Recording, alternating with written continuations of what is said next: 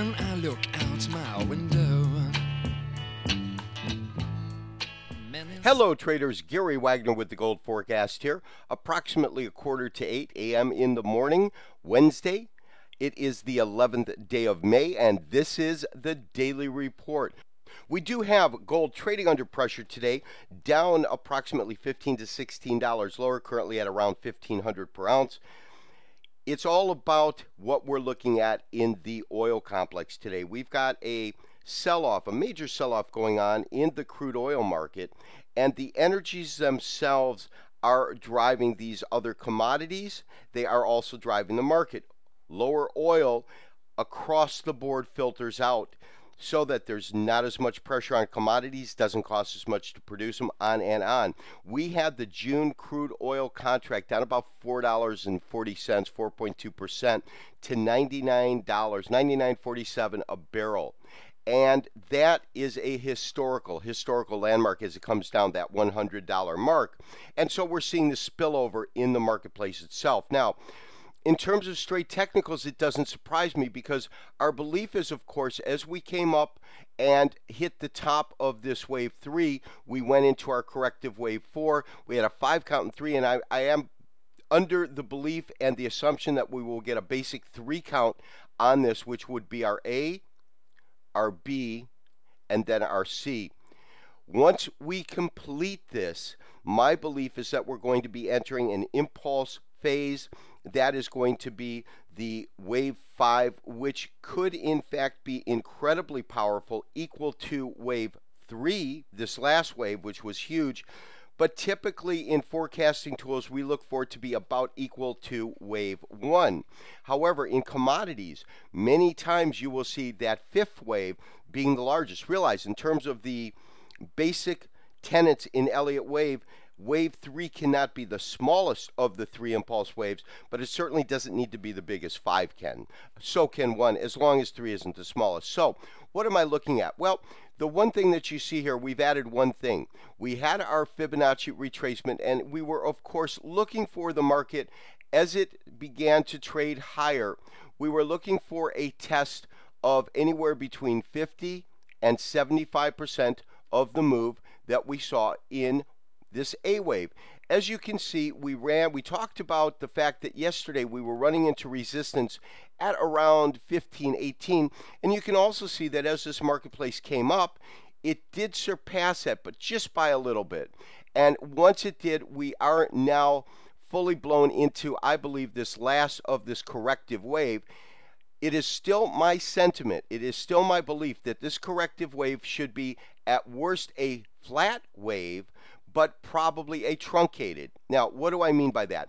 On a flat correction, you get your A, your B, and then your C goes flat like that. That's simply called a flat wave. A traditional corrective set of waves at ABC will actually have this C wave go below the A wave. That's what makes it a full corrective stage. Now, why am I under the belief that we'll probably see either a truncated or flat?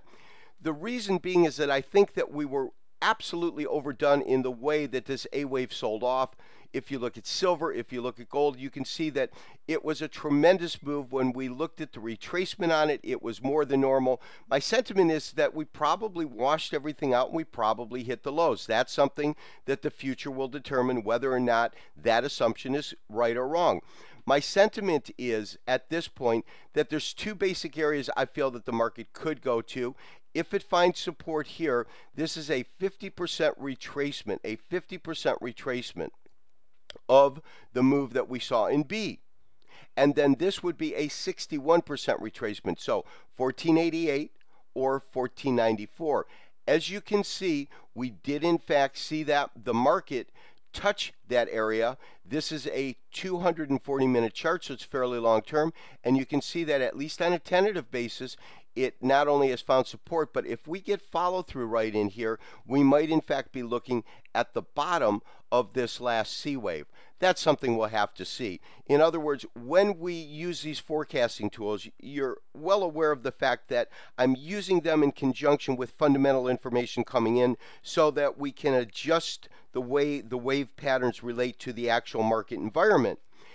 And we will have to see if this actually holds suit. Now, if we have, let's say, a complex wave within that, in other words, this particular wave A was not one wave down, this B was not really one wave up, there are subwaves within there, so you might in fact get a small bounce and then a carry through. In other words, you might have this market come up like this. We might witness something like this where it comes down, moves up just a little bit, and then finally settles either here or settles here, meaning the 50 or 61%, and then we would move forward and go off into our impulse wave number 5. That's something that we'll have to determine over time.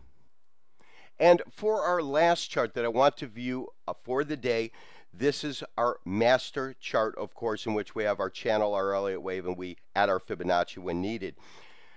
What I am finding interesting when I view this chart is how these particular areas that it has been falling to, we've been concentrating on how they look in terms of our Fibonacci retracement. We have not really spent any amount of time seeing how they fit within the channel lines. Let me clear this up so it's a little bit easier for us. And what you can see, I think quite clearly, is this. When we look at our channel lines, you see that this is a support area. You can see that we have a resistance area right here, so that if we see the market basically follow these channel lines, what we will be looking at in terms of our wave 4 is a 1, a 2, a 3, which could take us to this area here. And you can see that we have, as I said, at least on a tentative basis, you can see where there would be support, and you can see where there is resistance in the marketplace itself.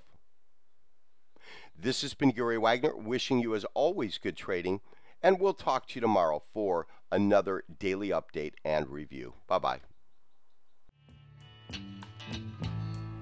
Many sights to see, and when I look in my window, so many different people to be, that it's strange